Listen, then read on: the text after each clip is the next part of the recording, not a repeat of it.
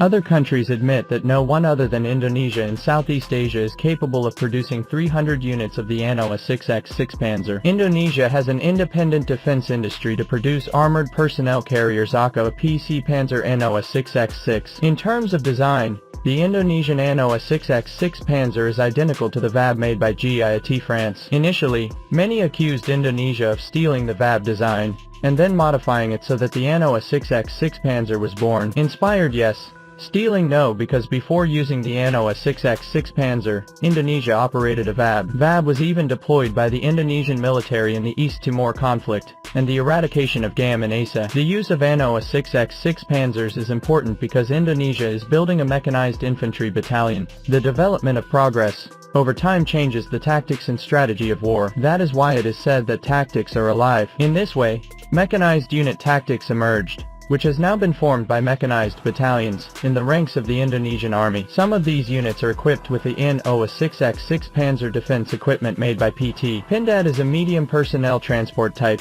Explain to T&Pindad. The existence of the Anoa 6x6 Panzers to support Indonesian military operations to eradicate GAM at that time. The Indonesian military needs personnel transport vehicles that also protect troops for maneuver purposes. The Anoa 6x6 is also equipped with a light machine gun to help attack the enemy. PT.Pindad then responded to this by creating an armored fighting vehicle, which can be used as a personnel transport vehicle as well as providing security for soldiers and infiltrating the battlefield, and being able to get closer to targets quickly and safely from enemy flat-cross weapons. He explained. Anoa 6x6 is suitable for urban warfare, aka city war. Anoa 6x6 will provide protection for infantry troops who are fighting to find the opponent's position. City war is not an easy war because there are several difficulties that must be overcome, including the large population. So as far as possible the military must avoid casualties from the civilian population. Apart from that, another difficulty is the buildings